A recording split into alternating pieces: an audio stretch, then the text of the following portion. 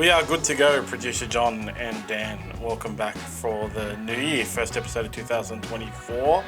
G'day, John. Happy New Year, mate. Hope you had a good Christmas and everything, and the family was good and everything. Yeah, it was pretty fun. Played some Pokemon cards. Yeah, nice one. How about you? You have a good time off? Yeah. Had a couple of weeks break, so good to sort of recharge the batteries and ready to rip in for another year of full-on sport. I think the cricket's over. Well, apparently they still have cricket, but I honestly don't care.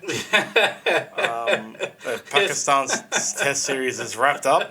There's a heap of news and discussion around Dave Warner. There is. We've got like 4 points here, but we can compress it into one. Yeah. The Dave Warner section. Yes. And apparently Australia is about to start a 2-test series against the West Indies. They are, yes. So I wonder how that one's going to go, John. I wonder what the score in that test series is going to be. Meanwhile, we had the fastest tests match ever. It was India versus South Africa or something like that. I didn't pay that much attention because who cares? The test match was like 2.5 days. Yeah. It was a record-breaking test match, that one. I think it was... It's hard to know without it right in front of me, John, but I think it was in terms of overs bowled, it was one of the shortest test matches ever in the history of cricket. So yeah. Yeah. Yeah, the match played at Newlands, Cape Town, finished inside 2 days. Yeah, extraordinary. Very quick. I'll tell you what though, John, I'd prefer, I'd prefer a test match like that than a test match that goes 5 days and the bowlers can't get a look in and the batsmen just score 100 after 100 on a road of a pitch. I'd take your 2-day test match over that. That's full of wickets and full of entertainment every day of the week over a test match played on a road. Yep. We will get to the, honestly, guys, it's just our opinion section where we're going to discuss test cricket. Yes. But I think things like that have lent it in the direction of a certain way, We had a 3-match series. The Boxing Day test kicked off. There was the one before that where actually was it December 14th or anything? The Perth test. We already discussed that one last year. Yeah. Then the Boxing Day test on the MCG tipped off obviously on Boxing Day. And as expected, Australia went on to win that one. Yeah, that's right, John. Yeah. So just before we continue, John, that was that test match lasted just 107 overs. Yep, I had that written down. So that's just... It was basically that's a one-day game, basically, in a test match. Yeah. 1 day with a little bit added on. Yeah, just extraordinary. So, John, this... I put this first because I think it leads into a more... or a deeper discussion about David Warner. And so Damien Martins tweeted, "Thank God it's all over," after David Warner's career finished in that Sydney Test match. So the reason I put it there, John, I just thought, it's sort of symbolic of what a lot of people think of David Warner. It's just the way it is. He's not loved like other former legends of the game. He's not loved like Shane Warne was. He's not loved like Glenn McGrath was. He's not loved like Steve Waugh was. He's not loved like Ricky Ponting was. And so, for an ex-player of Damien Martin's calibre to say that on Twitter, I think it just says a lot about the public sentiment around David Warner that's been around for a long time now, probably ever since that Sandpaper Gate scandal of 2018 in South Africa. But probably, to be fair, maybe even before that as well. Yeah, I think the only reason people paid attention to the Test series, though, is because Dave Warner was retiring, and I go back to the Mitchell Johnson column in the, whatever it was, Western Australia. Yeah. Saying, thank God it's all over, but at least it gave people something to pay attention to in what was kind of a lackluster test series against a team that was never going to actually be that difficult. That's the thing, it's provided us with a storyline as well, John. Had it not been for David Warner's retirement, our rundown's looking a little thin today. Exactly. On our first day back. Exactly. So, I mean, thank God it's over, because it did become a bit of a circus around David Warner instead of the cricket. But I think that kind of speaks more to the fact that the cricket wasn't that interesting over the fact that Dave Warner was taking the spotlight. If it was that easy, with just a "I'm going to retire in Sydney" announcement to take all the news, it kind of lends to the just the boringness of the whole Test series. Yeah, and Kerry O'Keefe, the great commentator Kerry O'Keefe, described David Warner as the Novak Djokovic of cricket. Beautiful. And I think it's a very, very good description, John. 100%. I think he's spot on. For whatever reason, no matter how hard David Warner tries, and like Novak Djokovic tries to improve his image and tries to please people, David Warner does the same thing. After his last Test innings the other day, he gave his helmet and gloves to a kid standing just right at the edge of the fence there in the crowd. He does this sort of stuff that, a lot of people would, of course you'd applaud something like that.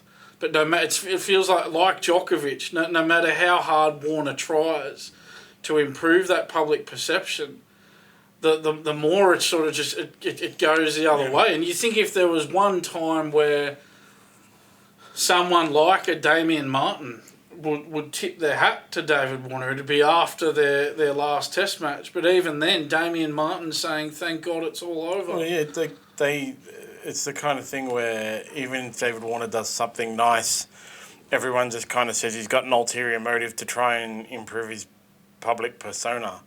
They don't know the intention; they just assume it because of their bias towards Dave Warner. Like I always said, I don't really have any problem with Dave Warner, and I like the way he just keeps his mouth shut in the media about it. Yeah, he talks crap and chirps and does all the sledging in matches, but he doesn't. Did he respond to Damien Martin's tweet? No. Yeah, he never responds. That's what I like about him. He's just like, yeah, man, say whatever you want, like whatever. Candace Warner says a lot.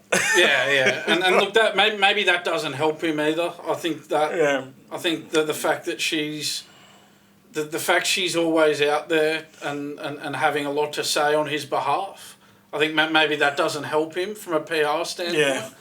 Yeah. But John, I think there's been the three biggest stories in cricket since the year 2000 would be, and this is in no particular order, I'm not going to put them in any order, but it would be the death of Philip Hughes. And I know it wasn't, Philip Hughes' death was on the cricket field. This other death was not on the cricket field. That was the death of Shane Warne. And I think the third one, again, not putting them in any order, but the third one I'm talking about would be the sandpaper scandal. I think that's fair to say. 100%. Those are your top three cricket stories since or in this century. And I think that just hasn't left a lot of people. People have just can't get over his role in the sandpaper gate scandal. And maybe they should have by now. Maybe they shouldn't have. I think it's time they got over it. Everyone should get over it. It was 6 years ago now. And he's, he served his time, and everybody's forgiven everyone else in it. And nobody ever forgives David Warner. And it also, it goes back to that press conference afterwards. Steve Smith comes out, does a press conference when he arrives in tears. Everyone's heartstrings break. And then Dave Warner comes and does a press conference. He was a little bit combative in that. Candace Warner was there with Roxy Jasenko, yeah, thank you.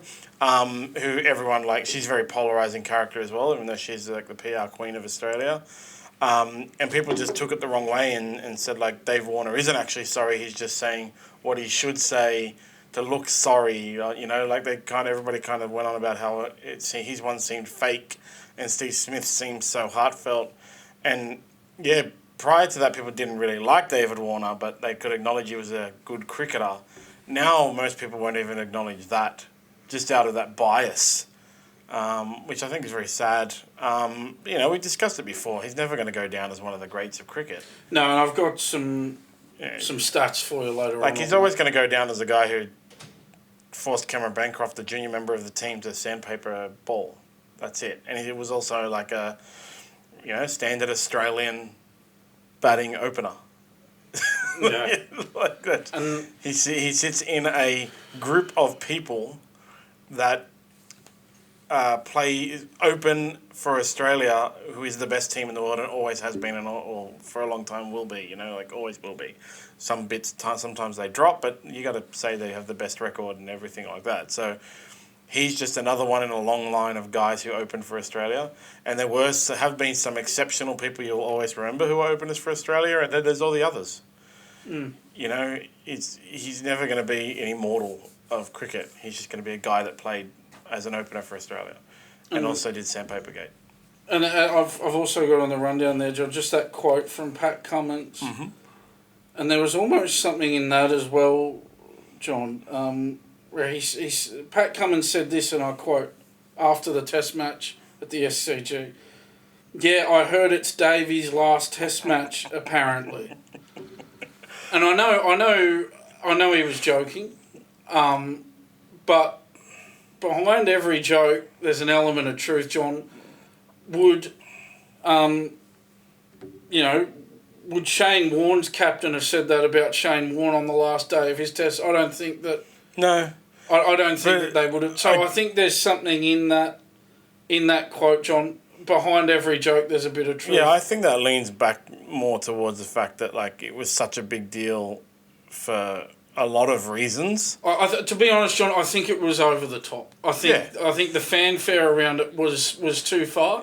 I think for the day after, for paparazzi to be taking photos of him and his wife as if they were, David and Victoria Beckham. But I mean, that's not his fault. Yeah, they it was over the top. He was heavily criticised for announcing his retirement early, and kind of saying that he would definitely be in that test team no matter what or whatever.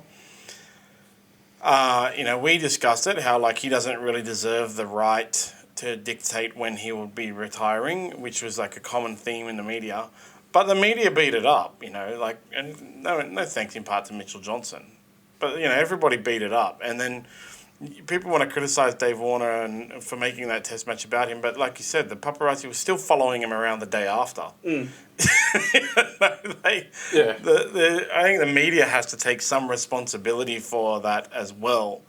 Yeah, I think Pat Cummins' joke was more of a stab at the media and the way they were talking over Dave Warner. Pat Cummins cops a lot of criticism for a lot of different reasons. And I think it'll be interesting now that Warner is gone and we are having another Test series and there'll be other Test series and in the Ashes and stuff like that, who the target will be by the media. Because for 6 years, it's been no matter what is happening in cricket, Dave Warner is mentioned.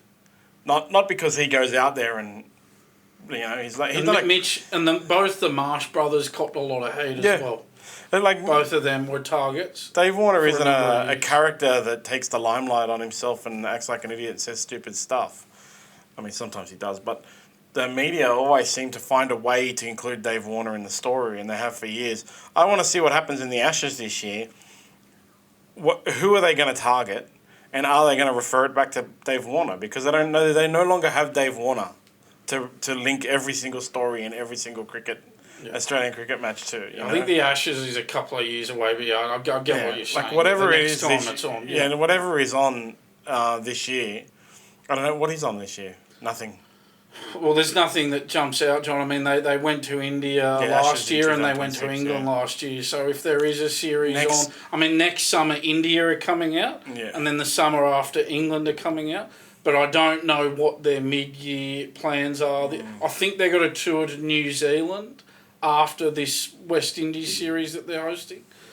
But after that New Zealand series, I'm not sure what their plans are. If they do have any plans to play Test matches after that, then they're not going to be big Test matches. And so they won't be able to India and England. Whatever, there's nothing big. So next year is that Champions thingy, whatever. World Test Championship. Yeah, whatever comes around next that is big, they no longer have some way to mention Dave Warner, Sandpaper Gate, Dave Warner not being in form, Dave Warner having to prove to his critics, whatever. They no longer have this because Go look at every single cricket event over the past 6 years. And every single cricketing event that included Australia had a story about Dave Warner. So, they want to criticise him for making it about him. But honestly, if you go back and look at all of the cricket coverage, the media has made it about him themselves. Prior to the event, there was one thing that he came out and his bag went missing. Oh, yeah, his baggy green caps went missing, John. Yeah, bit of a mystery. They disappeared and then they were found, they were returned. So they haven't come clean on the details of what happened there. But clearly the airline lost them, right? Surely, because they're trying. So, yeah, and then it would be terrible publicity for the airline to for them to admit they lost something so important, and then they recovered it and probably paid a sponsorship fee or something like that to say, oh yeah, we've recovered it. It was a bit bizarre, like a super bizarre kind of thing. Yeah. Yeah, very, very, very strange one. There was sort of part of you that thought, well, did he just lose them somewhere and then find them again? And I don't know. It's just it was strange. It was very mysterious, the whole thing, and they weren't keen to go into any detail at the end of it all. It's one of those things where it became weird again, where it just became all about Dave Warner. Lost his bag. Tweeted, hey, whoever's got my bag, if you find it, please just return what's inside. You can keep the bag. And it became a big story. And then it was just it's a nothing. And now it's just become weird because, what happened to your bag, bro? Yeah. Baggy green caps and Christmas presents for his daughters as well. Maybe his daughters had it. Yeah, and anyway. It was a very strange thing, and it just became stranger because it's Dave Warner. But we can go through Dave Warner's career and his stats and stuff like that, especially test stats. Yeah, so John, this is how it finished for David Warner. His test career ran from 2011 until obviously 2024. Played 112 tests, scored 8,786 runs, averaging 44.59. Highest score of 335, not out, one more than the great Don Bradman, John. Made 2,600s, and I think most relevant for David Warner was his high strike rate of 70.19. I think that's what he'll be remembered for more than anything from a playing perspective. But so this just sort of gives you an idea of where he sits, John. These are just some further numbers here. So in terms of the players who play with him, Steve Smith averages 58.01 and has 9,514 runs. So Steve Smith's well in front of him in terms of his average. Marnus Labuschagne averages 52.57 and has 3,996 runs. So compared to those two, he's a fair way off, John. He's also a fair way off the following former greats. So Greg Chappell averaged 53.86, just over 7,000 runs. Ricky Ponting averaged 51.85, over 13,000 runs. Mike Hussey averaged 51.52, over 6,000 runs. Steve Waugh averaged 51.06, nearly 11,000 runs. Matthew Hayden over 8,000 runs, 50.73 average. Alan Border average of 50.56, over 11,000 runs. Michael Clark 49.10, 8,643 runs. So there's a fair few greats of the game who are a fair way ahead of him, John. So this... Yeah, that's what I mean. He's just an average... Well, yes. He's better than average player, but he's just an average Australian opener. And that's right. And these are the players who he's closer to, John. So this gives you an idea. Damien Martin, our friend Damien Martin from earlier, John, averaged 46.37, over 4,000 runs. Justin Langer averaged 45.27, 7,696 runs. Simon Katic averaged 45.03, 4,188 runs.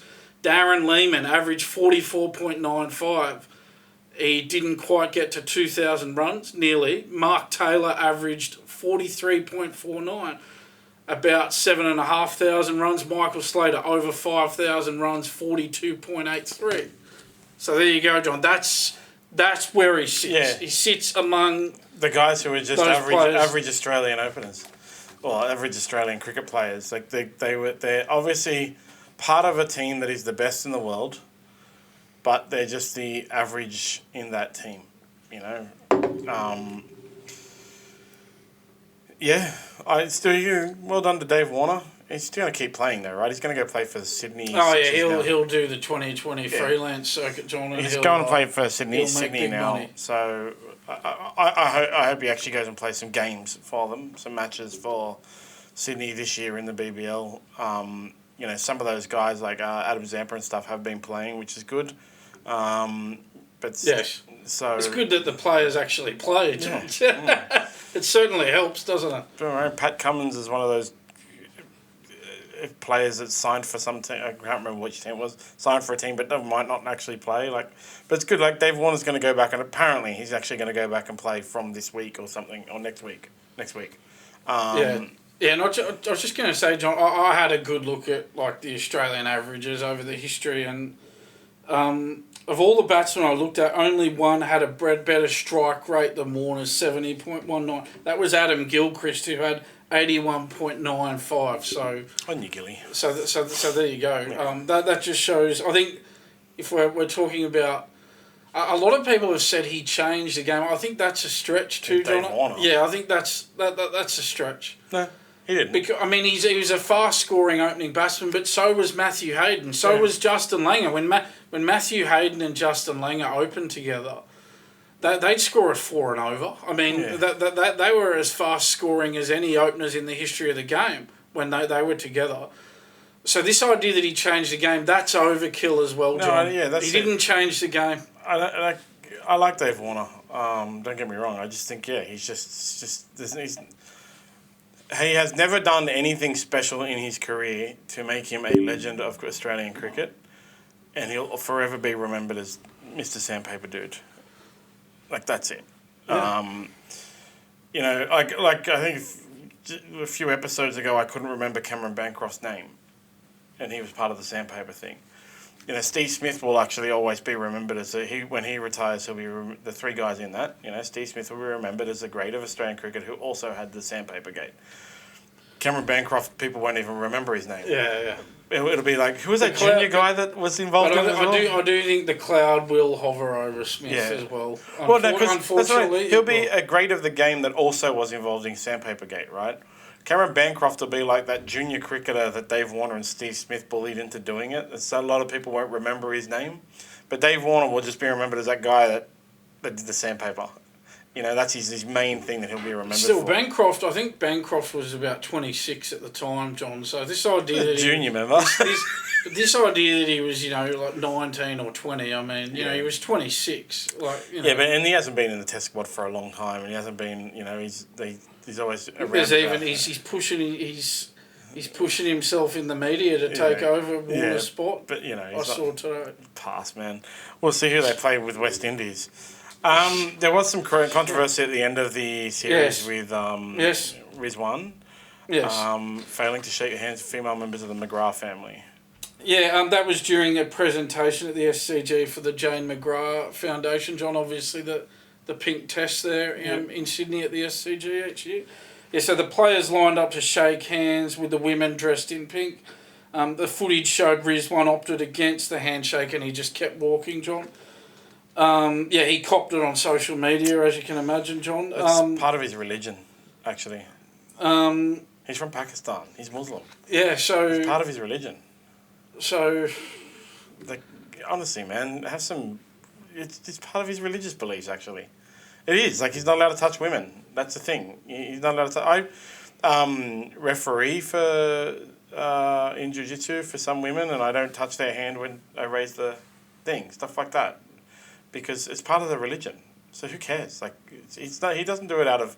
I know so many Muslim people who, again, in jiu-jitsu, they won't roll with the women. At the end of every class, we all shake each other's hands and they just politely decline. But it's part of his religion. What do you want him to do? There is I don't see why people on social media, because I think people on social media probably just are ignorant, to be honest. Yeah, well, I'm guessing he made that clear to these women. He may have said it to them. Look, I can't shake your hand. They normally do. They're really polite about it, man. Like all Muslims I've ever met who decline to shake. It's not every Muslim, but all Muslims I have ever met and interacted with who don't do the touching of women, they'll say like, "Sorry, I can't. It's against my religion."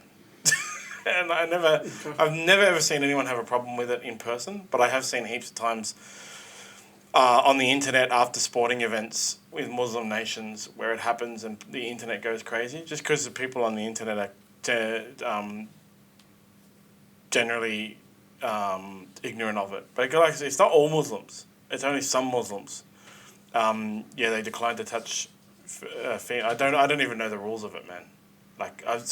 I've refereed and trained with and coached. I've even.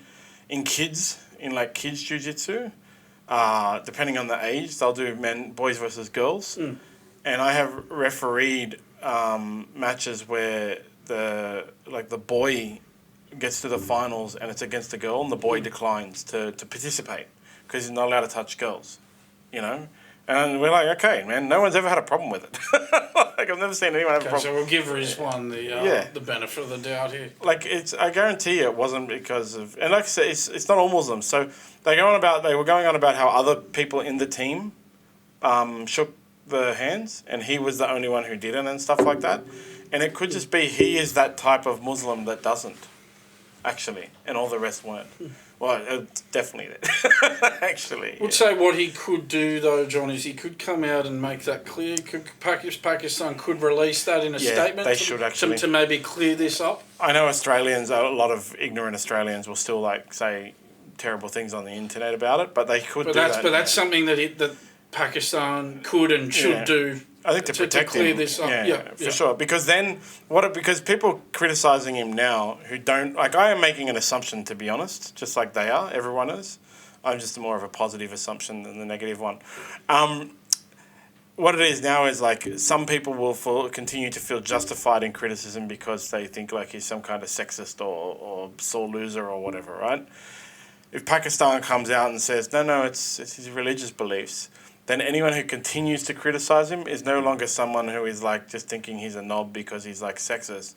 They're now they are the knob because they're now bigoted against the guy's religious belief, And that's all the more reason why they should come out. Yeah, that's what I'm saying. They should because it will cause a split, right? Right now you have a whole bunch of people who don't know, who are assuming, like me, who are assuming there's a negative aspect, and I'm assuming there's in the middle of the road. There's no positive or whatever, but in the middle of the road. They come out and say, hey guys, it was his religion that... Then anyone who continues to stay in that negative, they're bigots. Anyone who goes, okay, sorry, all right, sweet. Yeah, okay, now I dig it. Now I understand why. They become like me, middle of the road, But the ones who continue is just well, you're a bunch of idiots. If I remember correctly, John, there were... Australian players after that World Cup final who didn't shake hands with members of the official party on the stage as well. Yeah, and also so that should be pointed out. And I think the Indian players... Indian president didn't shake back. Actually, was it Modi? Modi didn't shake. That's a meme. That's fully a meme. I've now seen the memes. I'm so happy about that. So that's the thing. Maybe you're in a certain state in those situations and you just forget, or anything could happen. Yeah, I think people are laying way too much emphasis on the shaking of their hands. It's a gotcha. Yeah, it's too much now. It's just not a big deal, and it gets blown out of proportion. Yeah, it's way too much. It seems to happen at the end of every match in every sport. This guy didn't shake his hands.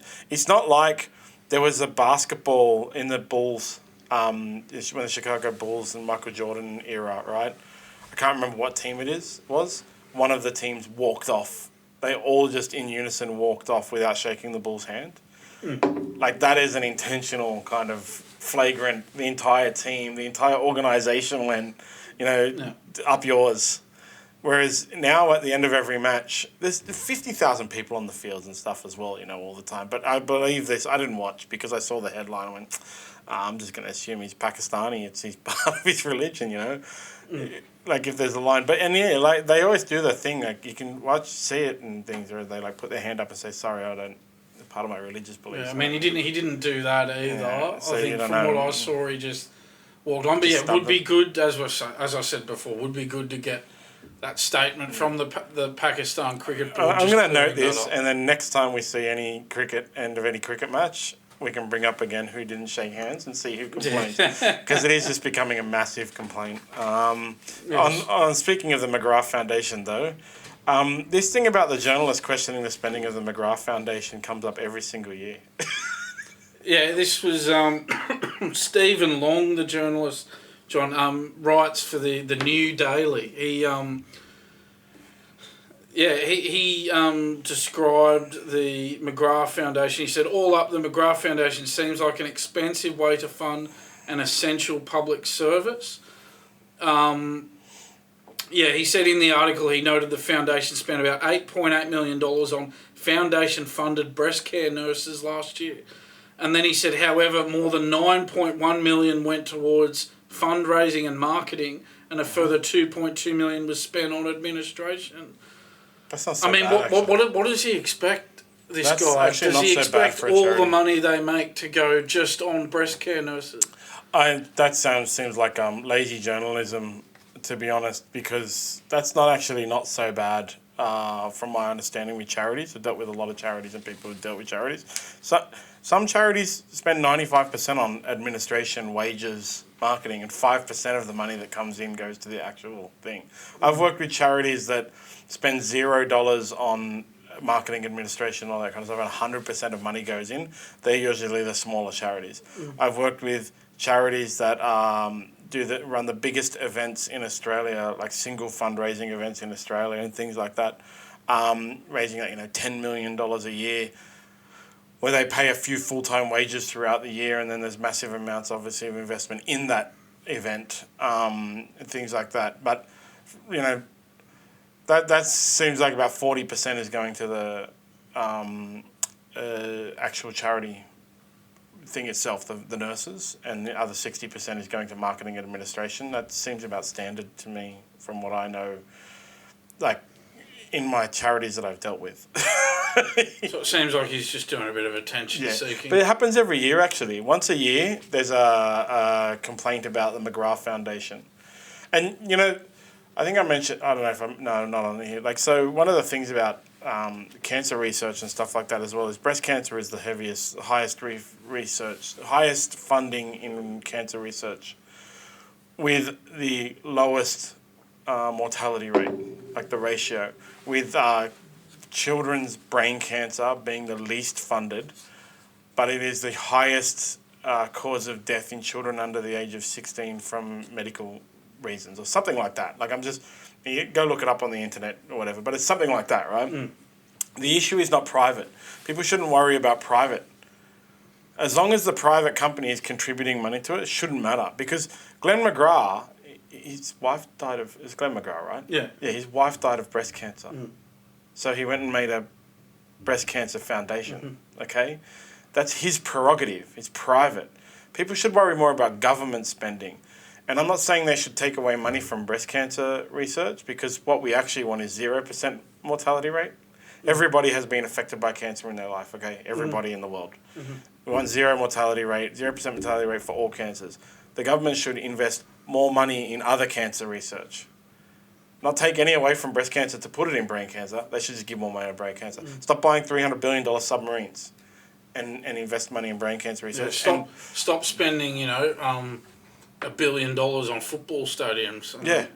And journalists should worry more about that over the fact that Glenn McGrath raised $8.8 million. Is that what it was? I can't remember the number, but for breast cancer nurses.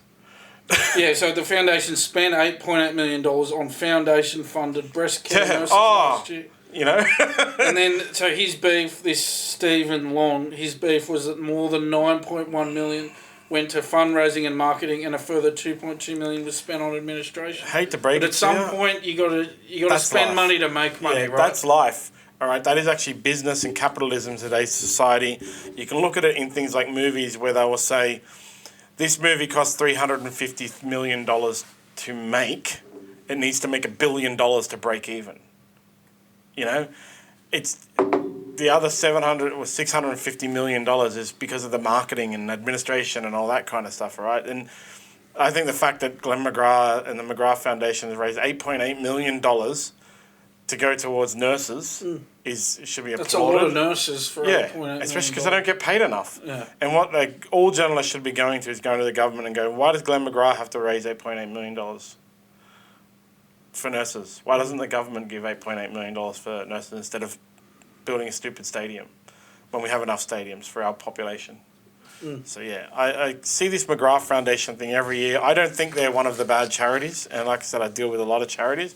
I'm never going to name any of the bad charities that I know of, but I know some pretty bad charities. I know of one charity that is sticks to it's like a 5% requirement or something, sticks to it 100% of the time. 5% requirement investment in the actual thing they're raising money for. The other 95% of all funds raised goes towards things like flights, accommodation. So, man, it's a lot of nurses, like you said. Yes. Definitely, John. Yes, and on to our favourite segment of the day. Honestly, guys, it's just our opinion, which we will get to now because we need to know, is Test cricket dead? Worldwide or just in Australia? Yeah, well, that's the thing, John. It's a layered question, isn't it? Yeah. Well, John, I think it's not dead, but it's not heading in the right direction. That's for sure. It's not good, John. Everywhere you look, there's someone looking to sort of put their hooks in a Test cricket. I mean, even after that India South Africa series we talked about, where it finished 1-1, a 2 Test series, and at the end of that series, Indian legend Ravi Shastri said, if India get asked to play a 2 Test series again, what's the point? They shouldn't play. And so that's even an Indian legend saying that. I mean, India are one of the countries who, we've thought, give Test cricket a high priority. Let's not even think about the countries outside of Australia, England and India who are really having less and less regard for Test cricket by the day at the moment, John. Yeah, I think South Africa versus India proves that on a worldwide... Cricket is a world game, first of all. On a worldwide scale, Test cricket is dead. South Africa got smashed by India, and then, we've talked about it before, they're going over in New Zealand with their B or C squad, concentrating more on their domestic... I had a look at that squad, John. I did not recognise any of the players. Not a one. No. I could read it out to you for a laugh if you want, John. Who are these guys? But from a perspective of... I think regarding the India-South Africa, it's just that was a waste of time because it was South Africa. If that had been... Well, England's had been a bit of a shambles, but if that had been an England-India test, it would have been less of a waste of time. I think it's more that they didn't have a decider. Well, I don't think you should ever do 2. That's just stupid. Yeah, I think that's where Ravi Shastri was coming from. We've had this 1-1. This is 2 powerhouse Test cricket nations. Why aren't we playing a decider? That's where Ravi Shastri got upset. But John, I think Test cricket it shoots itself in the foot a lot of the time. John, even the other day, right, the last day of the Test, Australia's win over Pakistan. This might seem like a little thing, but when you add them up, it becomes a big deal, John. Australia only needed 39 to win, and they were scoring in quick time. And they decided to go off and have a 40-minute lunch break. Here's an idea. Stay out there for another 20 or 30 minutes. That's the thing. They were scoring that quickly that was there was only 20 or 30 minutes to go, John. Here's an idea. Maybe stay out there. Let them hit the winning runs. Then you can have all the lunch you want at the end of the game. I suspected at that time that it had to do with broadcast. They needed to have the break in the middle. They wanted to have the break to get their ads in. To get their ads in. I suspect at the time.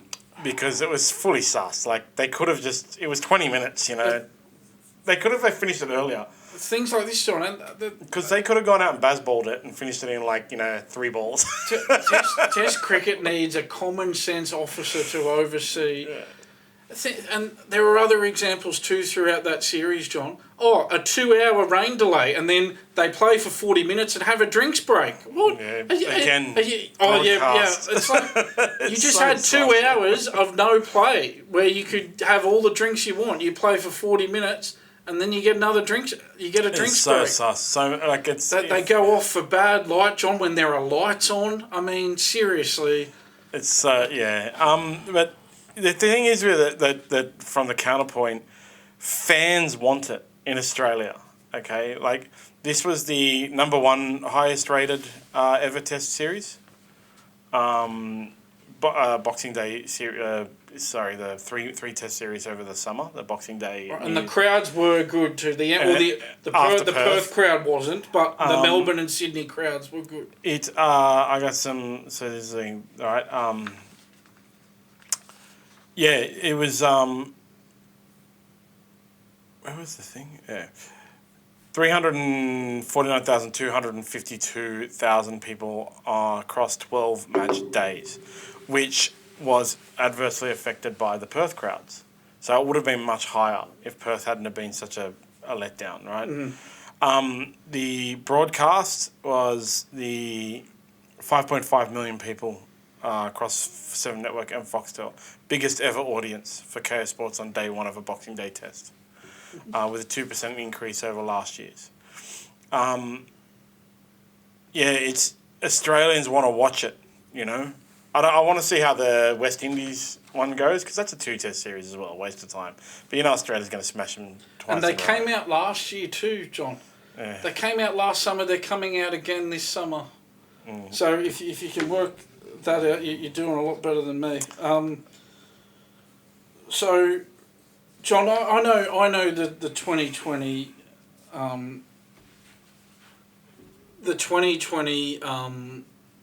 horse is on the march here, and we can all see it coming. We all see it coming over the horizon.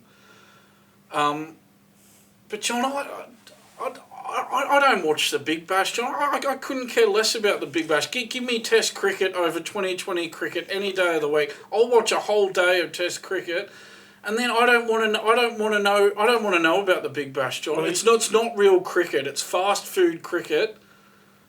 Test cricket, it tests everything. It tests your mental fortitude, tests your patience, it tests your resilience, everything.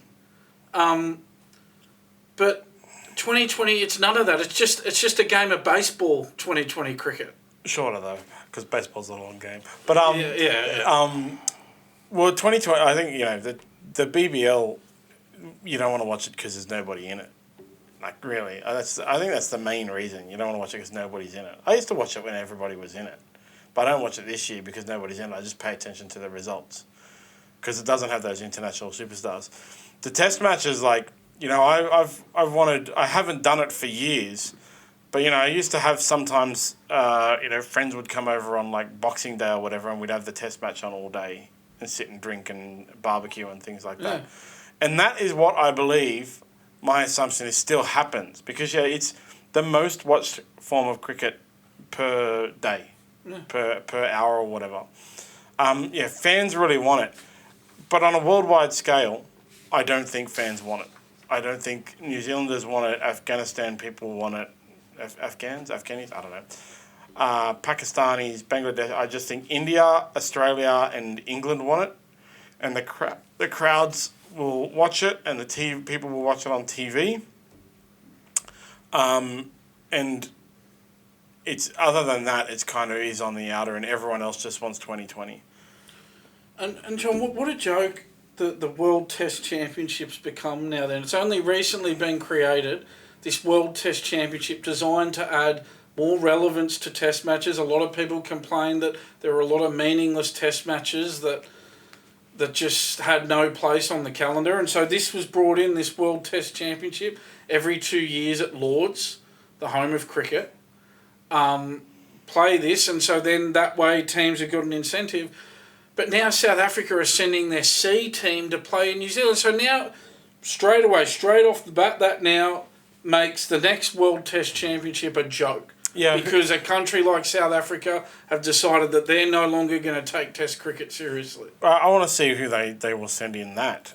Because, Australia, not really England, Australia or India are going to win the World Test Championship. And that's part of the problem as well. Because it's only narrowed down to 2 or 3 countries. Yeah, they're the only ones that want to play Test cricket. They're the only ones that get the ratings and the crowd averages for crowd numbers for Test cricket. So why create this World Test Championship? It's a joke. Yeah, well, it's a ICC money grab type situation. Yeah, I just think that all of the big countries now are seeing more, because of the IPL, more money in the domestic BBLs, the domestic 2020 leagues, and they're just not going to participate in Test cricket. But based on crowd numbers and attendances, for Australia versus Pakistan, in Australia, it's got a home in Australia. They could, if I was Test cricket, Mr. Manager, I would just really just tell everyone to just bar off then, go away. I think they could have a 3-way every year, basically. Australia, India, and New Zealand, not in the tournament, but they could have those 3 teams playing each other. England, yeah. Australia, England, and India, yeah, playing each other in different series every year, and that'd keep Test cricket relevant in those 3 countries, and that's the only countries that are anyone who even care about it being relevant. You could have the Ashes every year, and you could have Australia play India for the summer of cricket every year. And I thought, John, that day-night Test cricket, I thought that was going to be Test cricket's big way of making it big in this century. John, we haven't had a day-night Test yet this summer. We're gonna have one against the West Indies in a couple of weeks' time. I thought by now every Test would be day-night, and day-night Test cricket would be the new norm, but that's just been abandoned as well. Well, I know the Perth Test is sort of like a day-night Test. Not though. That was going to be my joke. Yeah, that's the East Coast had a day-night Test. Yeah, exactly. Yeah. Like it's not a day-night Test. Day-night Test is not more exciting because of the viewership. Actually, it's not more exciting for me to watch something, like with the Perth Test that starts in the day and finishes at night. It's more exciting because it changes cricket. It changes the cricket. It makes it more tactical. It adds in that further test. So I want it to be day-night when I'm watching it, not because I want to watch cricket from the day into the night. It's because I want to see how the players play the Test crickets over the day and night differently. Because the ball looks different at night and things like that. They actually have to do different kind of... It's a different test for them. The Perth day-night thingy, the fact that it was day-night... It's a sort of day-night test. Yeah, it's not as cool, though, because it was day. Yeah, it was a day test, man. Yeah, like when I watched it on television, there was no change. Outside in my house, it changed to night, but on the television it stayed at day, so it was not really... It's just bizarre to me, 6-7 years ago it was the big new thing, this was going to be the future of Test cricket, and now it's like, oh no, we'll just have one each summer, and it's just day-night Test cricket hasn't progressed in the way I thought it would by now, John. And John, these are the scores in the last 4 Test series in Australia.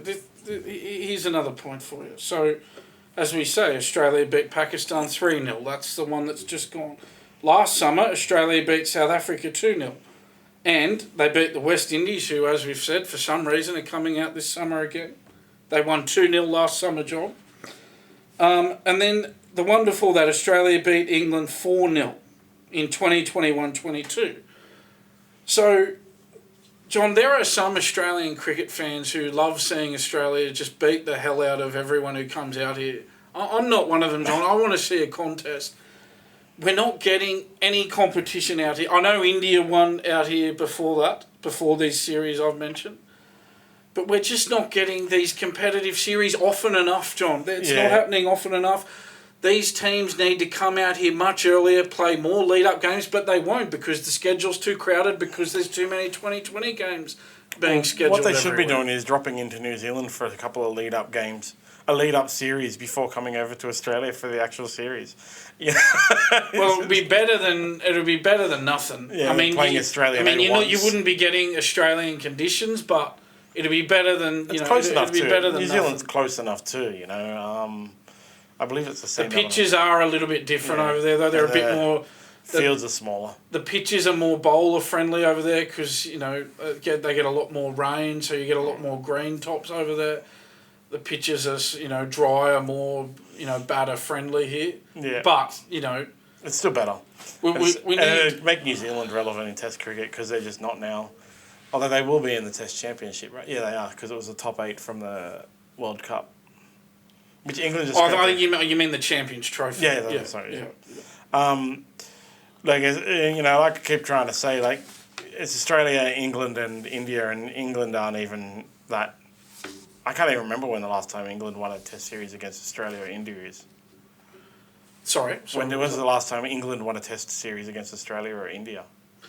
Against Australia, the last time England won a series, I think it would have been the 2015 Ashes series, John, because 2019 and 2023 were drawn series and they were both played in England, so they were drawn, so obviously they didn't win those ones.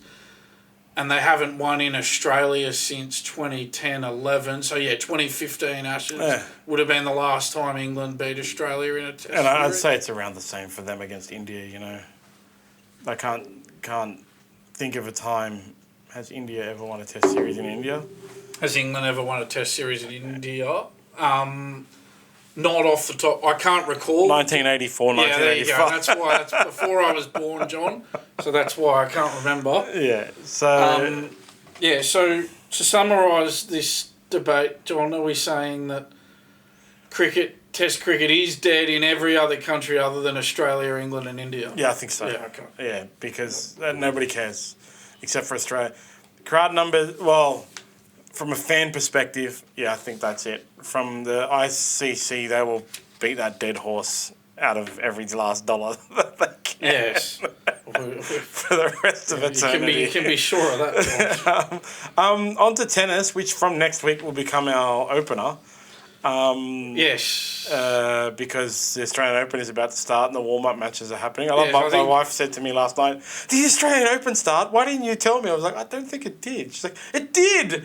And then she went into the bedroom and then I was like, she never came back. It definitely didn't start last night. Yeah, I think it's fair for us to lead with tennis once the Open actually starts. 100%. John, I think the Open bumps cricket down to number 2 when the Open. Yeah, well, all there's going to be in cricket is Australia versus West Indies, so who cares? Whereas the Australian Open is going to... It has all the best players of the world, except for Rafael Nadal. Yeah, John, unfortunately. So it starts today, right? The Australian Open? Yeah. No, it starts on Sunday, yeah. Oh, yeah. So we got another week of the lead-up event. The qualifiers, yeah. The qualifiers are on now. It's the actual... There's qualifiers on now, and I think there's a couple of other lead-in events that are pretty minor. Oh, my God, I thought today was Friday.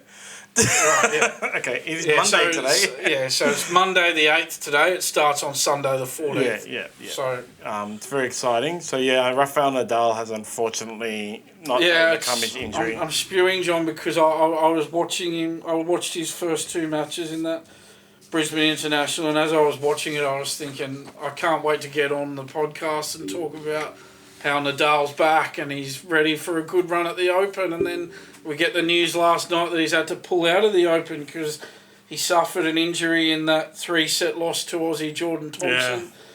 That was, I think, in the quarterfinals of the Brisbane International. So that's just so disappointing, John. So disappointing. It takes, especially with Kyrgios not there, it just takes so much out of the tennis summer with Nadal not a part of the Australian Open. Yeah, so there'll be Djokovic out of all of the big ones. Alcaraz. And then, the up-and-coming big ones like Alcaraz will be there. But as a big, fan favourite, Rafael Nadal isn't going to be there. There's no, fan favourite there. The guy, the kind of guy. We got the David Warner of tennis, Novak Djokovic. Exactly. It's there's no players in the Australian Open now that transcend tennis like Nick Kyrgios, Rafael Nadal, and Roger Federer do, or have. Yeah, he suffered a micro tear on a muscle, John. So, he beat Dominic Thiem and beat Jason Kubler before he lost to Thompson in the quarters. He looked really good doing that, and then he did not look good against Thompson. Yeah. So, yeah, that's it. Johnny's gone back to Spain, and he's going to hope to...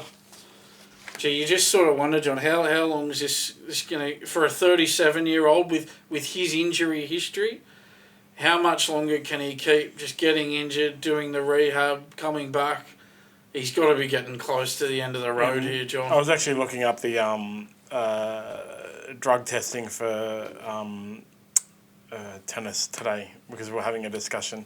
Because what I actually think he needs to do is he needs to do the Conor McGregor and withdraw himself, retire from tennis basically, get on all of the steroids, repair his body, and then come back from retirement. It's because that's one of the problems of being a professional athlete. You can't get on the steroids. You know, they follow the World Anti-Doping Authority, so like basically the Olympic rules, which means you need 6 months of free testing to continue to play. So they're just being tested all the time, you know, all the way through the year. The only way he's going to prevent micro tears is to get on the BPC 157 and like all this kind of thing, which is not allowed. And then he would be able to just seriously get on all the steroids for just a year and then put himself back in. Conor McGregor showed that's how you do it. You know, you withdraw yourself from the testing pool because Conor McGregor suffered a snapped, I don't know what the bone is at the bottom of your leg, like a tibia or fibia or something, right? Whole bone snapped in half. No fighter or most athlete, a lot of athletes across most sports have never come back from a snapped whatever bone it was that he snapped. But he just retired from fighting and took all the steroids. I guess it's Nadal's age is the issue. Yeah, but that's Conor McGregor's also old for a UFC fighter. And that's like, this is my new belief actually. If you're in a situation like Nadal where you're just injured, because you have to keep training, you can't take all the, you know, when I say steroids, I mean performance-enhancing drugs and peptides and amino acids and things like that, which are unfortunately banned. Things that are banned that aren't, nobody should take steroids, especially anabolics. So make testes shrink and you have a heart attack at the age of 31. But there are safe compounds that people can take and that aren't illegal in some sports that you can take that will help you recover and prevent further injury. And because tennis is under WADA, they can't. So he should do that. Conor McGregor fully got on all the steroids. His head grew 7 sizes. But there are compounds that are banned that make it hard for athletes to recover. That I think people like Rafael Nadal, if he's going to have to take a year off anyway, and, you know, we'll get to Sam Kerr, like, she's going to have to take a year off. If you're going to have to take a year off anyway, you may as well retire. Get on the peptides, the banned peptides, 6 months, 8 months, and then cycle off, and then unretire and re-enter the testing pool when you no longer will test hot. It's really like the way to do it, Conor McGregor style, bro. You should become Nadal's advisor. Like, there are some performance-enhancing drugs that are not performance-enhancing drugs. They're just classified as performance-enhancing drugs. And one of the most famous ones is BPC 157, which is called like body protection compound 157. And all it does, it's just a peptide or an amino acid or something that just helps you repair muscles. And the people in the UFC used to be allowed to take it, and now they're not. And it's, you know, there's all these conspiracies and stuff about how it's the pharmaceutical companies preventing it and insurance companies and so on. But it's the kind of thing that guys like Nadal need, who are just constantly injured, and across all sports. Yeah, that's my rant. But Alex de Minaur has... We look, we haven't said anything bad about Alex de Minaur. We've just stated that, you know, he's the kind of guy who'd walk down the street and not be recognised. But he pulled off an almighty... Yeah, he did well at the United Cup, John. Beat Alexander Zverev in the semi-finals, even though the team couldn't get over the line. beat Novak Djokovic. That was a refresher, like refresh. They definitely spelt that wrong. Yeah. So there's something wrong with you. You probably thought there was something wrong with your laptop. Yeah. They got the names around the wrong way. Yeah, beat Djokovic and also beat Taylor Fritz. So won 3 matches in a row against top 10 opponents. And his reward for that, John, is that he himself is now into the top 10. So amazing, well, John. The first Australian player to reach the top 10 since Leighton Hewitt in 2006. Well done, Alex de Minaur. The first male player, I should clarify. Male. Ash Barty was number 1. So we know they're men, but we've got to say male to keep everybody. Well, Alex can be a girl's name, but there ain't no Alex who's playing Novak Djokovic. Yeah.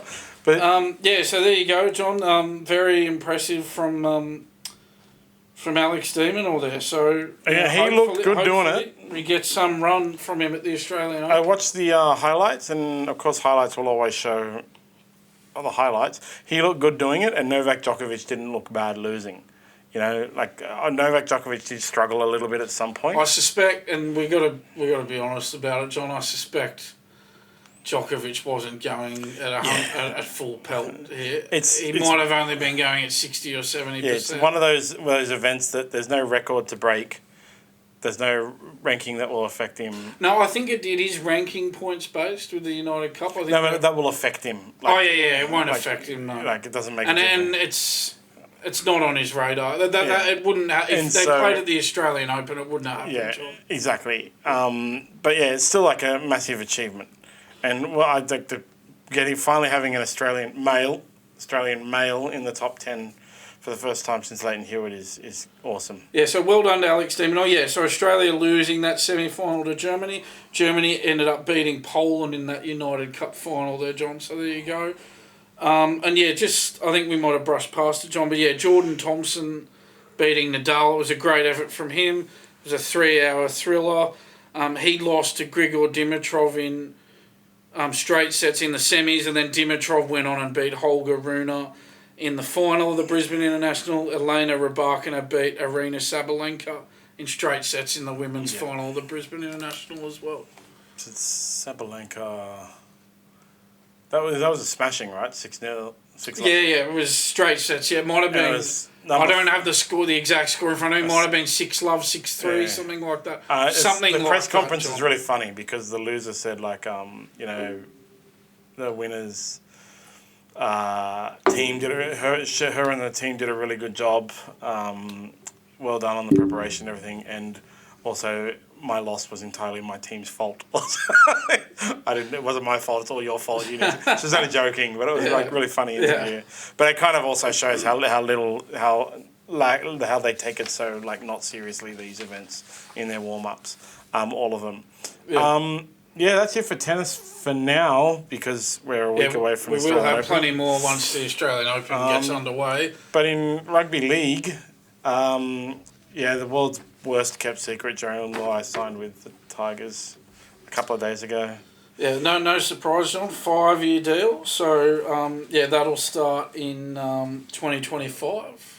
2025, guys. 2025. 2025. So Penrith apparently waived that 10-day cooling off period. So well, it's been 6 months. I thought it had been 10 days anyway. I couldn't work that out. Anyway, and he signed with the Tigers. Penrith had a bit of a tanty because the Tigers posted a social media post with Jerome Luai photoshopped into a Tigers jersey. Well, they've got him. I mean, you just got to roll with the punches on that one. They've won the last 3 premierships. Surely they're not precious enough to care about. They absolutely are. So that deal that Luai signed with the Tigers is estimated to be worth $6 million. Yeah, over 5 years. Yeah. It's going to make him the highest paid player at the moment in rugby league until someone else signs soon. And not breaking, but the reason, we've been discussing Joey Manu was meant to possibly go to the Dragons, but was definitely staying at the Roosters, and we're wondering why it hasn't been announced. Mm-hmm. It's because he's apparently been offered $1.6 million to go to Japanese rugby. So have they put a number of years on that? For over 2 years. Okay, that's good coin. Yeah, Japanese rugby. Craig Wing went to Japanese rugby and became super rich. Because once you prove yourself, there's heaps of money in Japanese rugby. Tell you what, if I'm Joey Manu, I'm taking that deal, John. I think so. Like it's sign me up. There's so much money in Japanese rugby. It's just ridiculous. I love all the teams are called like Toyota and Nintendo and stuff like that. But yeah, there's so much money in it, and that's why it's he hasn't re-signed with the Roosters, because actually he's contemplating this move. That'd be really weird though for it to be the second big name player after Suoli'i to go from the Roosters to rugby. Like they should really look into their own house to see why their team is so attractive to rugby, even around the world. I think the Roosters would want an answer from him before the season starts, wouldn't you think? Yeah, well, it's for 2025 as well. It'll be for... But they just won't want that media distraction hovering over their 2024 season. The players don't let anything happening off field affect their performance. Yeah, we just go about our business sure, bro. I don't think... Why is it whenever there's off-field dramas, your team sucks then? I think they would want him to make up his mind one way or another. It's a month. Give him a deadline. What is it? A month till trials. I think the 14th of February. Yeah, they'll say you needed to give us a decision by this date. Or the 12th, maybe the 16th of February. No, they won't let it drag into the season proper. But yeah, he's definitely not going to the Dragons. He's either going to Japanese rugby or staying with the Roosters. Yeah. It's one or the other, John. But yeah, everyone's on holiday right now in rugby league. So it's a bit quiet. Yeah. It's quiet. So thank God that the Australian Open's about to start. That's for sure. Because otherwise, we'd be trying to talk up a West Indies Test series. But they are, remember, rugby league players are returning to training in like 1 week, so I'm sure things will start then. Oh yeah, exactly. Yeah, it won't be long. It won't be far away. But in AFL, the Clayton Oliver story, there's a bunch of conspiracies around it now, because he's one of the top 3 paid players in the AFL. Mm-hmm. He's having a stack of behavioural issues, some of them conspiracy around mental issues. He was sent home from camp. We talked about it. He's now been given minimum behaviour standards contract, a minimum behaviour standards contract by his club. But it's hardly in the news. Yeah. Like, it's something... There's a bunch of conspiracies now coming out about, like, what's actually going on there. Well, the AFL, as a code, they run this PR machine where they just...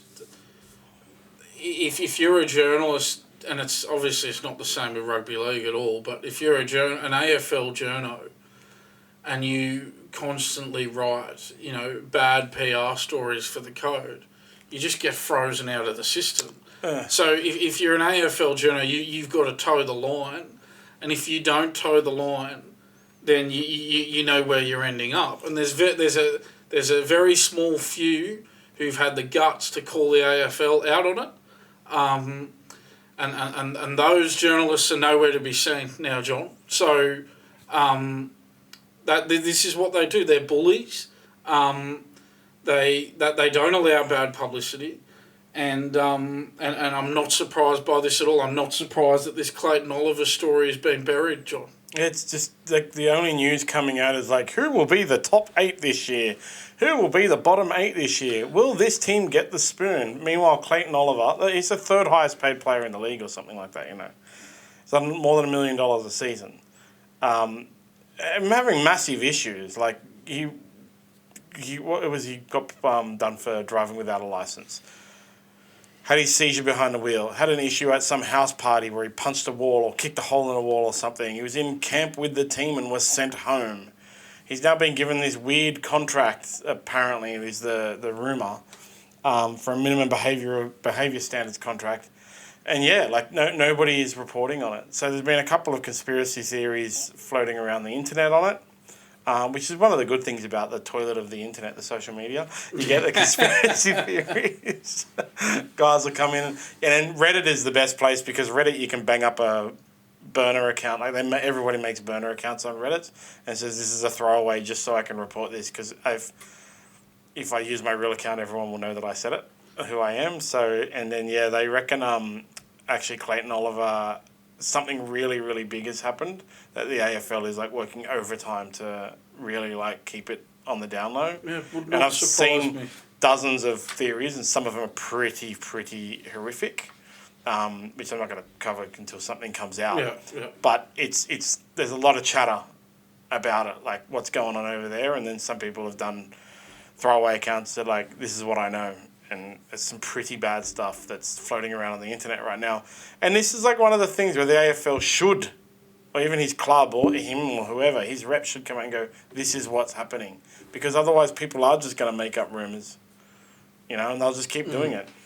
I think, John, in general, the culture around the AFL in Victoria and in Melbourne is that the people down there, for whatever reason, they just love their game more than Sydney and New South Wales people feel about rugby league. They love their game more. But the flip side of that is that their media cover it like they're cheerleaders, not like they're journalists. Journalists are not supposed to be PR people. They're not supposed to be cheerleaders for a code. No, but that's it. Yeah, that's how AFL journalists cover the game down there, John.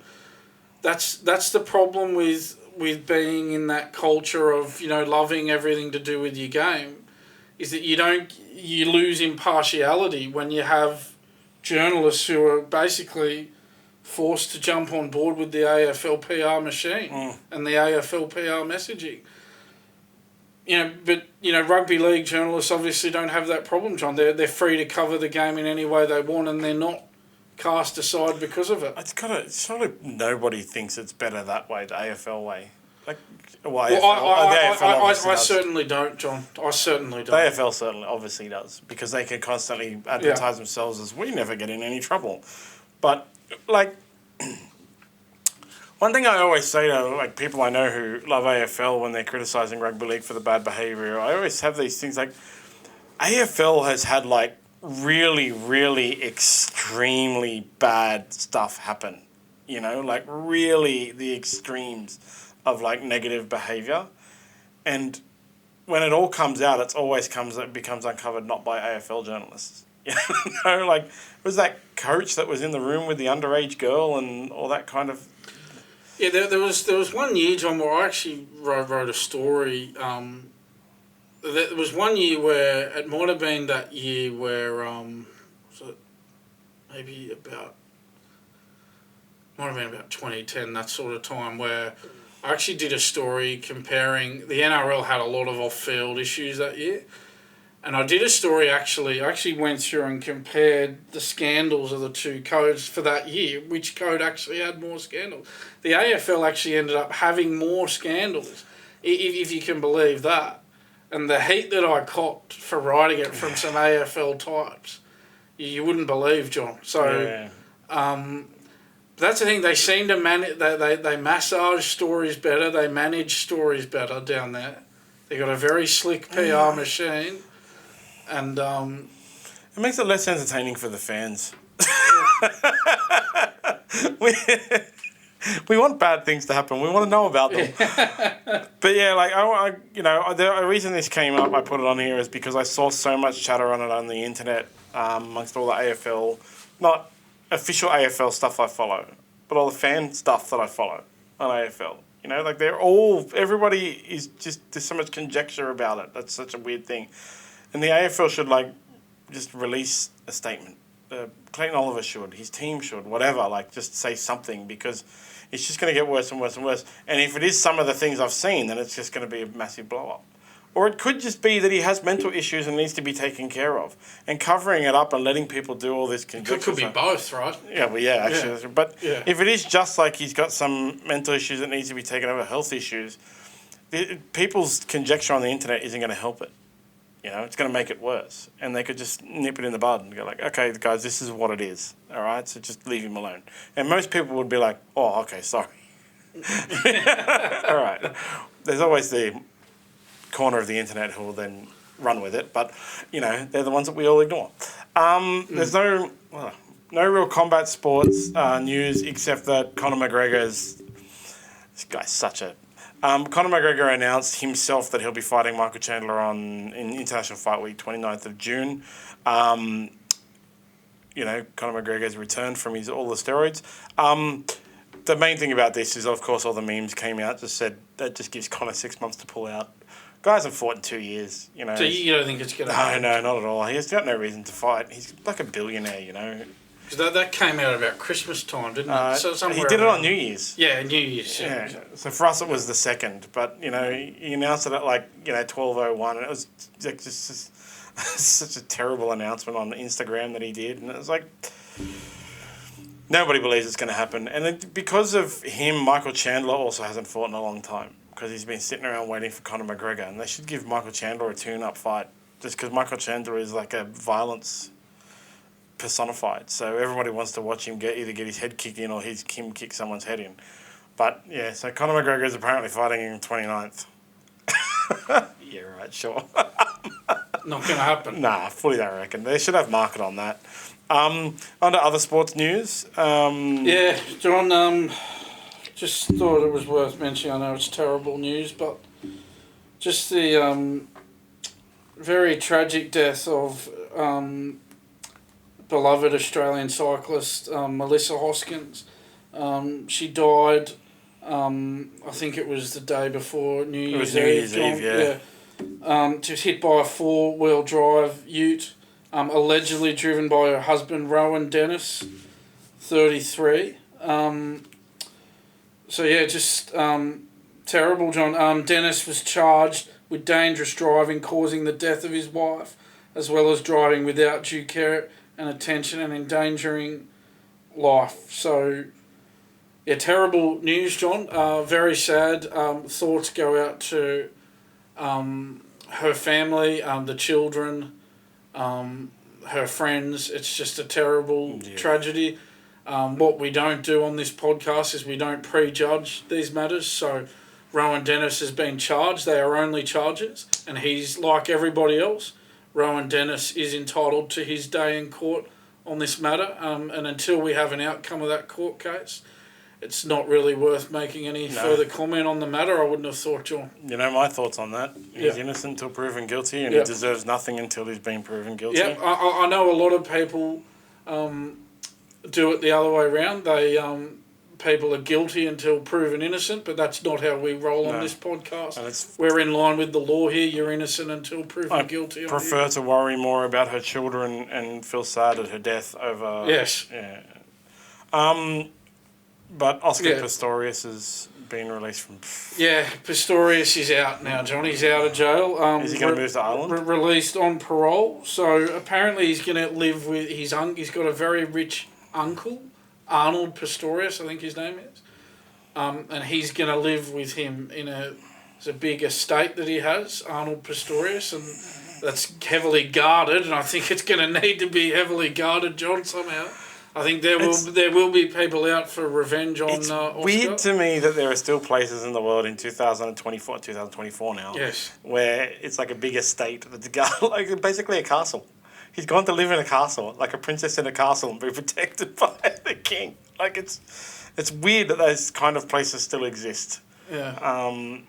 There's apparently. And he's lucky that he's got somewhere to go like that too, John. Well, he probably has to stay in the country for a certain amount of time before. If not for that, he would have moved overseas. Wouldn't he? Or would have tried. Yeah, I think so. Like probably his parole, he'll have to stay in the country till his parole finishes or something, and then he'll move. I think it's 2029. The sentence actually finishes where he is. Actually, and then he might move or something like that. So he's done his time, John. But there's a lot of people who don't think it was enough time. Would not think it was enough time, and there's a lot of people who have still clearly got it in for him after what happened to his girlfriend all those years ago. So we'll see what happens with Oscar Pistorius. As I touched on before, Sam Kerr ruptured her ACL. They're putting I like the thing. The news is most likely miss the 2024 Olympics. It's 2024 now. She's definitely going to miss the Olympics. She's ruptured her ACL. She's out. She's going to be out for 12 months. She's 30 years old. I don't know what the retirement age for female soccer players is. I think for someone of her talent, she'd be. I wouldn't see why she wouldn't be able to play until she's 40, John. I don't know, because they were going... During the World Cup, there was a lot of talk about how it's better to play her off the bench because she's getting old. 30's not old. I know. I don't really know. I think she... You think she'd play for at least another 5 years, John? I would have thought someone of her ability. So, according to the internet, 35 to 39. Yeah. For men, and then 32 to 34 for female is the average age of retirement. So 32 to 34. So she does only have it is average age, and Sam Kerr is far from an average player. Yeah, she's one of the superstars. So I sort of think for a superstar like her, you'd be looking at the sort of 35, 36 retirement. Coming back from an ACL injury fully ruptured is a massive... That will be a challenge for her. So, because what might happen... Well, what tends to happen when you come back from one ACL is the next year your other ACL goes because it overcompensates. So she should get onto knees over toes, get that rehab going, because that's the stuff for when your knees are blown. Knees over toes. Knees over toes, go on Instagram. So you're an advisor for Rafael Nadal and Sam Kerr, John. She should also retire, get on the steroids. All the steroids, Sam Kerr. But yeah, I hope Sam Kerr comes back bigger and better. There's another World Cup in 2027 that maybe she'll be able to play for, and hopefully she can. 2027. Yeah, 2027 is the next World Cup, female World Cup. Yeah, that in fact, maybe she'd look at that as being, her swan song potentially. Yeah. But it's unfortunate she'll have to miss the 2024 Olympics. But everyone should stop saying will most likely miss. She's definitely going to. Okay. You can say that she'll miss. Yeah, it's unless she gets on all the steroids. But then she'll piss hot, so she's not going to be able to make it. So just now onto our social media blower-uppers. It's been 2 weeks. We had a lot of comments. There's a few that are okay, and then we'll get to the last one. But on the podcast advertising, Clive Lyons, not Cliff Lyons. At first I thought it was Cliff Lyons. I was when you look at it the first time, you go, Cliff Lyons, did he comment? He did say rugby league players don't get paid enough for the brain damage, and the coach makes more. So he's saying they don't get paid enough for all the damage they take, and that the coaches seem to make more. The NRL implemented a coaching salary cap, right? A coaching department salary cap, because of the Newcastle Nathan Tickler Wayne Bennett debacle. Believe they did, yeah. And to be honest, I'm not sure off the top of my head what the figure is for that, John, but I do believe there is a coaching department salary cap. 5.7 million for coaching staff since 2017. It hasn't gone up, apparently. This is my first search result. Yeah.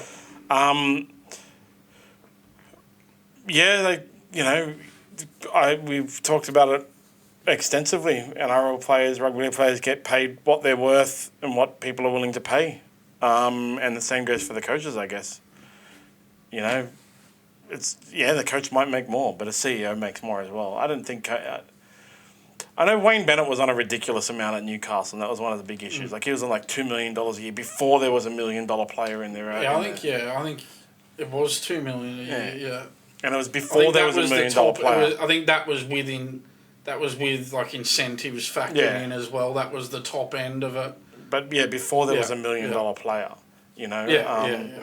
But I don't think any of the coaches are getting paid anywhere near that amount of money now. And I don't think any of them are getting... I don't even think they're getting paid $1 million. Coaches have agents. We just talked about this a few weeks ago about how there's a whole bunch of people that go into the things and it's reported salaries for players. We don't really see how much the coaches get paid. Not really, no. They don't really report it. So reporters, get on that. Actually, we'd all like to know. I want to know how much Shane Flanagan's getting paid. I might just do a quick search and see if I get a Reddit response to that. Flanagan get paid for the Dragons. Let's see if there's something. See, nothing. It's all just about... so apparently Jason Ryles turned down a $3.2 million contract. This is all the news. I can't see a single thing that says... It just says Shane Flanagan signed for 3 years.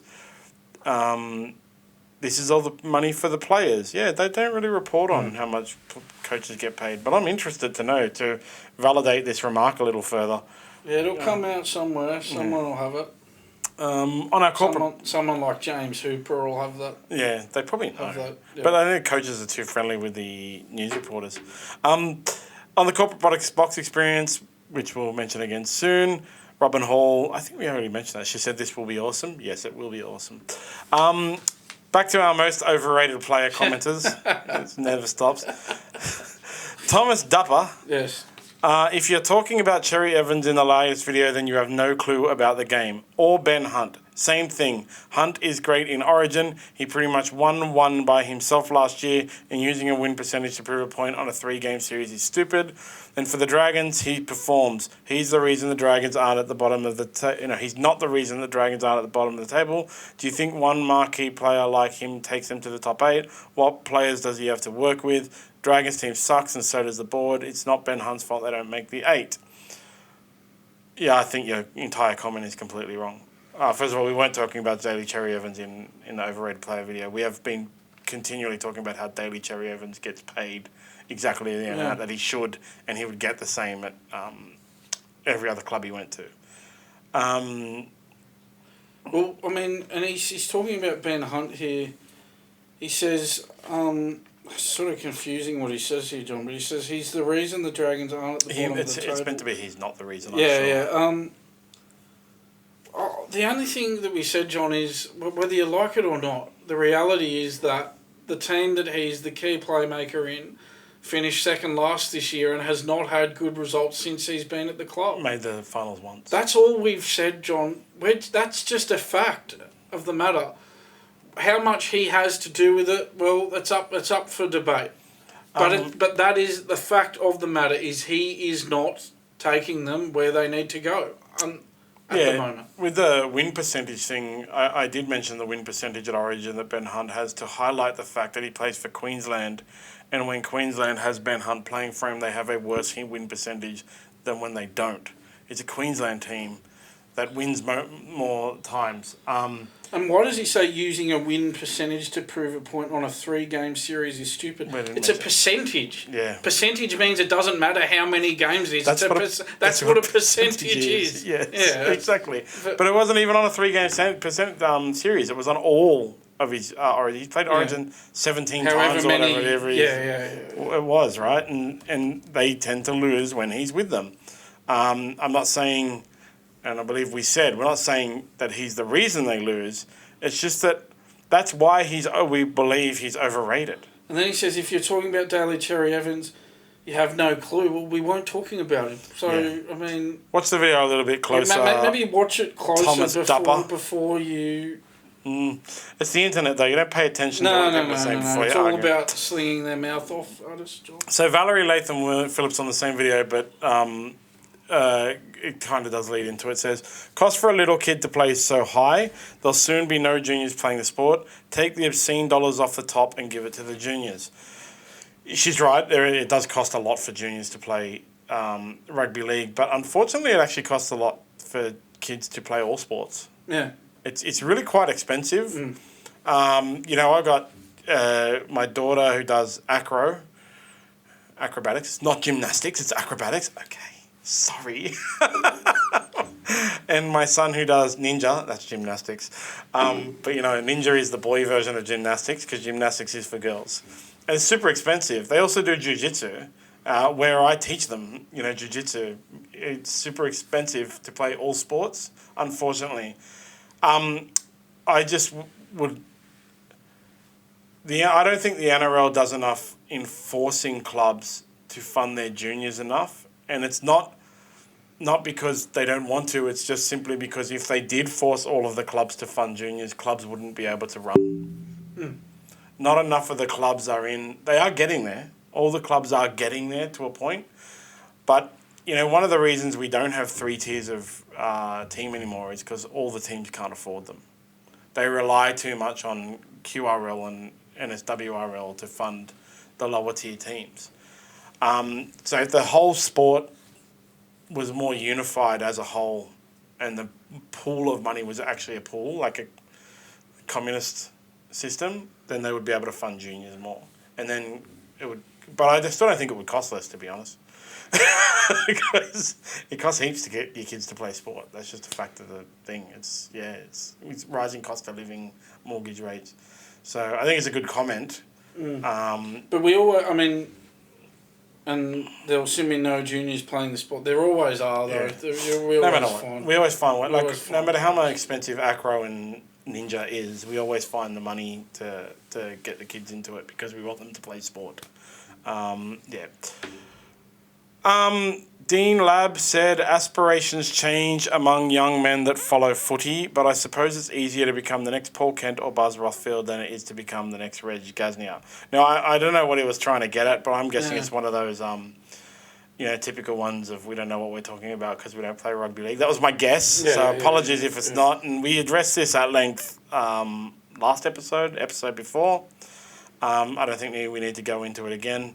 If you really want to get into it, just go look us up on the internet. And then I've got a list of names here: Joel Tuwin, Luke Marincevic, Bruce Johnson and Mick Holland. Yeah, cool guys. They're just dudes that said that typical nonsense of whatever. Don't know what they're talking about. The irony of the whole thing is when they comment about how, like, who are you to comment on something like this, is who are you to comment on us? Yeah, and then we got reactions out of them. Yeah, so on your boys, If they really didn't care, they could have just ignored it, John. Exactly. You can scroll past, right? Yeah, and as I've said a few times before, John, the people who say this sort of stuff are the first people to come back next time. They probably got notifications on for one. Yeah. And when the social media manager replies to them, they always reply. One of them said, the normal reply is, thanks for the comment, we'll address it in our next episode. That's the normal comment. Yeah. Sometimes there's a bit of a smart-ass snipe in there as well. And, sometimes they'll reply, I'm never going to watch. But you keep replying, man. You can just ignore it. Just go about your business. I think that video has had quite a few views. Yes, John? Yeah. That's, I think it's at about 10,000 now or something like that. So, even more, 110,000.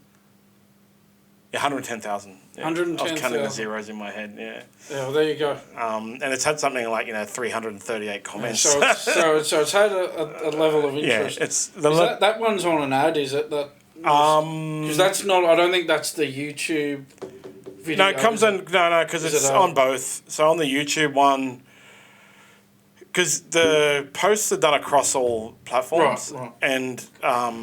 they get across all platforms, on all of them. So, because it used to mention what it was on. So, if it has their name, it's usually, Facebook. Right. Sometimes TikTok. If it's user and then a number, it's TikTok. Because TikTok has a lot of throwaway people. Just before we finish, for the housekeeping, don't forget to sign up to smartb.com.au for the tip of the day. It's, back on as of today. You get a daily tip for the racing. Brought to you by Back a Winner. Don't forget to sign up to SmartB for the corporate box competition. You and 17 mates get to go to a corporate box experience at the cricket, the basketball, or the rugby league. It does finish in 7 days, producer John, 15th, something like that. It's almost finished. It finishes in the middle of January. There's a subversion competition. Sign up to SmartB to go in the draw to win 2 tickets to the next subversion event. The SmartB Racing Update, our sister podcast, which is purely about racing with Bryce and I want to say Josh. I looked at his name today and I forgot to write it down. We'll start either this week or next week, and it will come out every Friday. Cool. Tips, news, the same kind of deal that we do here, but it'll be all about racing. Yeah, nice. Don't forget to follow SmartB app on social media, at SmartB app on every social media pretty much. One day we'll have a Pinterest as well. Have a good few days, Dan. We'll see you on Thursday. Thanks, John. See you then, mate. Bye, producer John.